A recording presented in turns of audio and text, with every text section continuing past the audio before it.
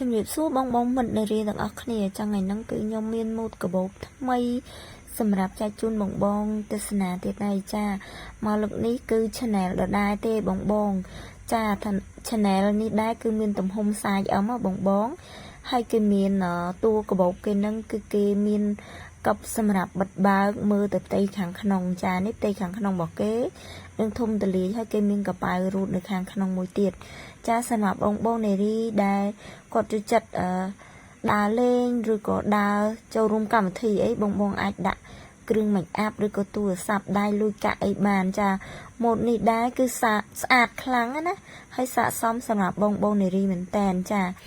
ហើយឥឡូវយើងមកមើលម៉ូតថ្មីមួយទៀតចាម៉ូតថ្មីនេះដែរក៏ channel ដែរចា channel នេះដែរគឺប្រភេទស្តៀងកូនជ្រូកតិចហើយគេមានបតោងស្អាតណាបងបងមានដៃយួរហើយដៃគេហ្នឹងមានកប់សម្រាប់បិទបើករូតមើលនៅខាងក្នុងទៀតចាហើយប្រភេទពណ៌តែបងបងពណ៌តែបៃតងទៅដោះគោចាគឺម៉ូតនេះដែរគឺស្អាតលះខ្លាំងមែនតែនហើយផ្ទៃខាងក្នុងគេគឺធំទលាយសាច់កណាត់គេគឺ smooth ល្អហ្មងមានរូតកប៉ៅខាងក្នុងសម្រាប់បងបងដាក់វ៉ែវ៉ាន់អីចឹងណាចាម៉ូតនេះដែរគឺស្ពាយចូលរួមកម្មវិធីឬក៏ដើរទៅណាអីគឺមិត្តនារីគឺជឿជាក់ខ្លាំងតែម្ដងគឺស្អាតខ្លាំងតែម្ដងមានបតោងខ្ជូតទៀតចាបតោងរូបឆ្កែចាឥឡូវយើងមកមើលម៉ូត channel មួយទៀតដែរបងបង channel មួយនេះដែរគឺទំហំ size M ចាសម្រាប់បងបងដែលគាត់ចូលចិត្តធំពេកអីពេកគឺចា size ប៉ុណ្ណឹងគឺល្មមប្រើចាមើលបាតគេមានជើង4ណាបងបងជើងគេដែរគឺពណ៌ប្រាក់ចា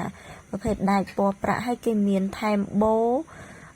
កសែងបូឲ្យយើងចងនៅដៃសម្រាប់យើងយួរឬក៏កាន់អីទៅគឺស្អាតខ្លាំងណាបងបងវាលើកសម្រស់កាបូបនឹងថែមទៀតចាហើយគេមានផ្ទៃខាងក្នុងរបស់គេនេះបងបងគឺសាច់ smooth ខ្លាំងហ្មងណាយើង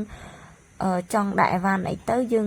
ដាក់ដៃទៅវាអត់ទៅសាច់កណាត់អីទេគឺវា smooth ល្អស្មើប្រភេទកណាត់កម្មញ័យនៅខាងក្នុងហ្នឹងបងបងហើយម៉ូតនេះដែរគឺស្អាត smooth ខ្លាំងមែនតើហើយបងបងគឺស័ក្តិសមសម្រាប់បងបងមិត្តនារីទាំងអស់ហើយមិនថាខ្ញុំមិនថាគេទេគឺកាន់យួរទៅគឺស្អាតលះខ្លាំងហ្មងចាសម្រាប់បងកាន់តែស្ពាយទៅគឺកាន់តែលើក